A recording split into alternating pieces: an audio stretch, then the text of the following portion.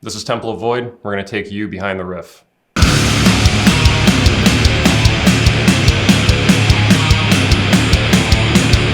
Welcome back to Behind the Riff. Today we're going to talk about the song Hex, Curse, and Conjuration.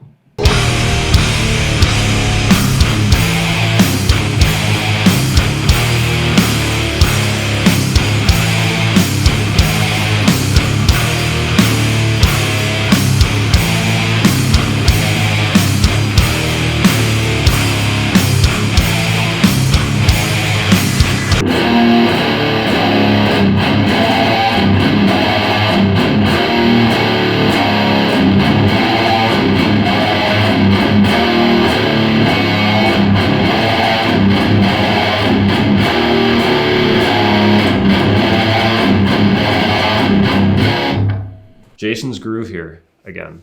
Yeah, is a huge part. I think it's important because we can bring caveman riffs, and by themselves, if you just like, hey, check out this riff, you're not really going to blow someone's mind. Mm-hmm. But when you come to practice and you say, hey, check out this riff, and then all five of us start, then hopefully it starts blowing people's minds. And so this is one of those, no bones about it. This is like straight to the core death metal, ripper. I think it's not counting like Mike's solo tracks. That it's the shortest Temple of Void song. Oh, okay. Ever? I'm pretty sure it's under 4 minutes. Okay. Ooh. Probably. Yeah. So you had this and the. Why don't we do the following riff? Yeah. Yeah. Let's go show them the following.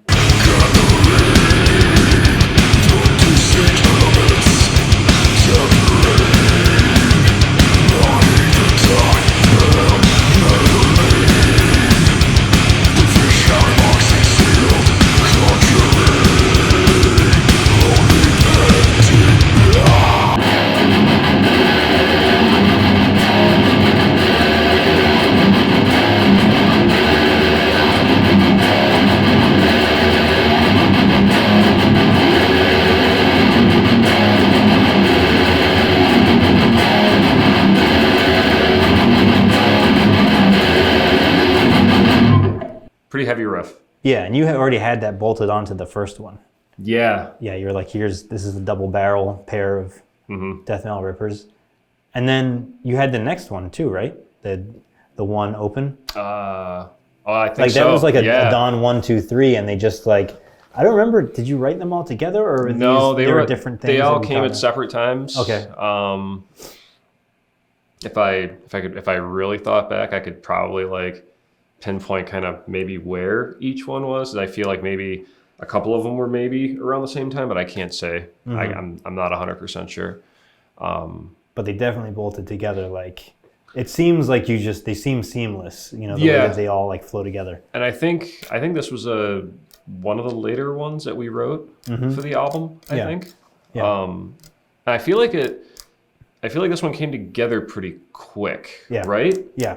I remember writing it at my house, like once we identified like the song, like the riffs from the Dropbox, and we're like, these kind of work together. I remember I wrote the chorus on the spot that just kind of came out of the next riff that we were going to show them, and we kind of had it wrapped up. The only thing that we experimented on was the ending, which I guess we'll get to the ending when we get to the ending, but that was the only thing that took an experimentation. The rest of it was like, we got this sewn up, Yeah. But because it's not multifaceted like Death Doom, this is just like death by itself, and it's meant to be like, deicide, like that kind of like hit you like that. Like I don't think Glenn Benton's like overthinking his riffs on Once Upon the Cross. It's like, here it is. Yeah, this one's very just bludgeoning and quick about it. Yeah, exactly. So sometimes you need that.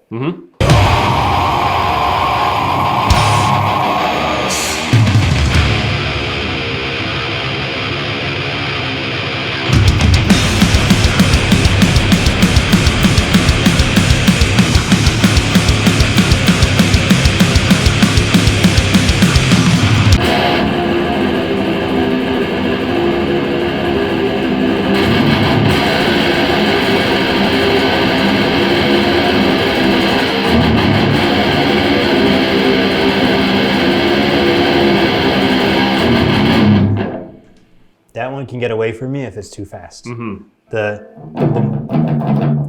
gets like mushy I think peas. that's something that we worked on that quite a bit during rehearsals and working on this song. I feel like that's a part that we took a little work to like really find like the right BPM. Yeah. Which was 92 BPM.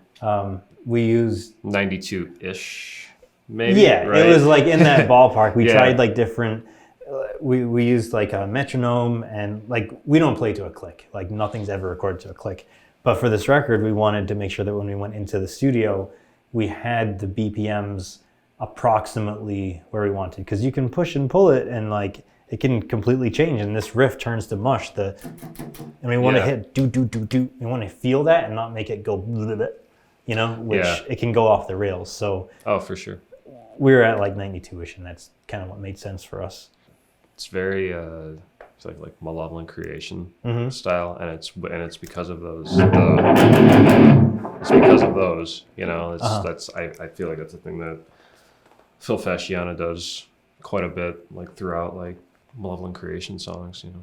Like and it ties in. You're doing like the trem picking thing, and you're doing like those heavy chugs like behind it as like part of the riff, and it's like they're not always just accents, you know. Even though they've made those make for good accents, like playing the notes that way, but like having like a beat playing behind them, too, and like you know, having being worked into like an actual part too.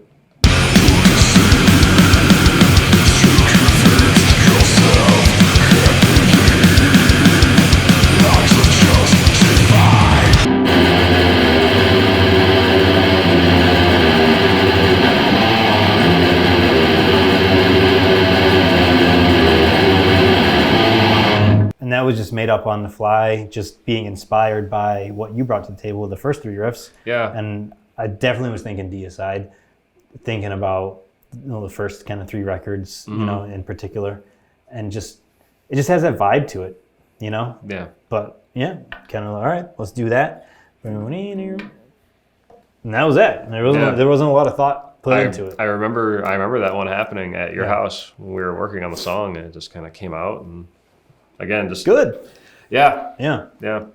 So then the interesting thing, this trade secret, we just do like a, I guess just like a, what would you call it? Like a Rorschach test kind of thing, you know, where we just kind of fold the riffs over, and then you see like this sort of butterfly effect where now we just go backwards throughout the song.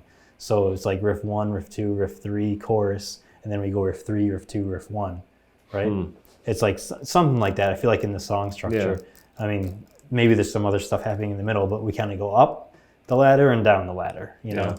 And by the time we go back from riff 3, riff 2, riff 1, we're at the outro of the song. And then that's where we just take the chorus, play it differently, and now you've got an outro. You know?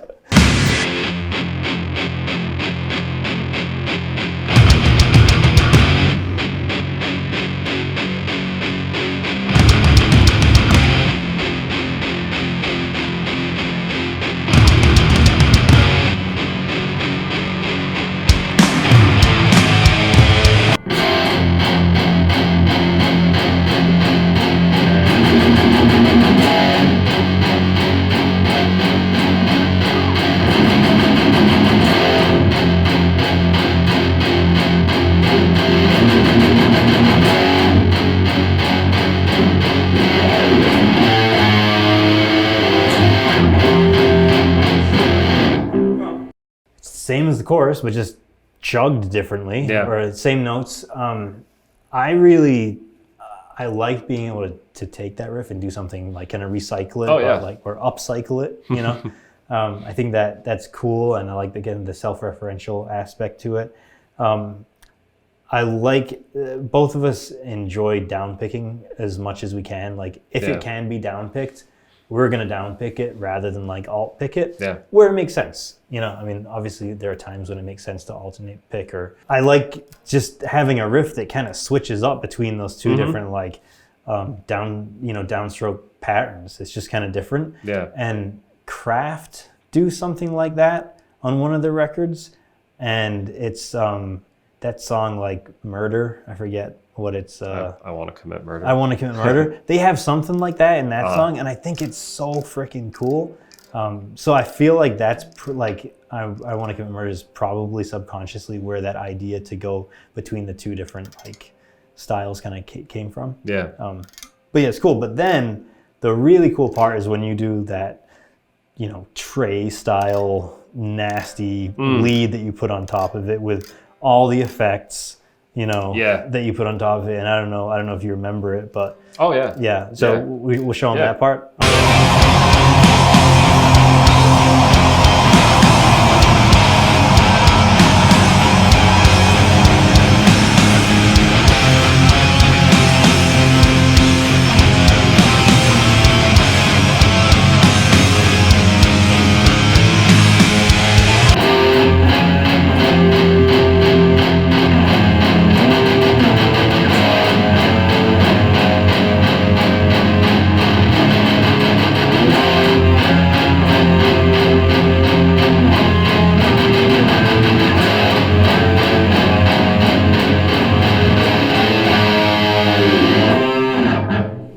Yeah. And that, when you've got all the effects on top of it, there's it sounds lots disgusting. Lots of flange and I think probably delay and something else probably going on in there and some random trem dive stuff and you know I do like the you know playing those like octave notes you know and those pop up throughout the album through you know either of us you know I like those. I like the octaves for especially for leads and stuff you know? Even for like rhythm riffs too you know you can for sure find good spots for them but I mean clear Morbid Angel influence and I like that you conjured it from somewhere because this riff, you know, I never expected that to go on top of it, but then when you did it, nasty, that's so good. So that's another part that I just think really takes that riff and now it's more about what you're doing. You know, it's not about this is cool, but then it becomes about that, which is it's neat. It's cool. And it's that contrast where it's you know where there's parts where you know you hear them and you wouldn't think they would go there. You know, I think in a sequence of Rot. Your lead, the Quicksand lead, is like that, where it's you know, you know, it's very like you know, using it there, it's very like cheerful sounding. Oh yeah, because at the end I do the with the tambourine. Yeah. See, and that's an interesting thing too, because like that by itself doesn't sound like anything that would go on a death metal record, right? But again, it's the strength of that with everything else with it. Yeah, that makes TOV what it is, and that makes it all work together. Yeah, it's Quicksand and Morbid Angel. I think we'll end it there, and we'll do the last episode that you and I are part of for this Behind the Riff. So there you go, Quicksand and Morbid Angel.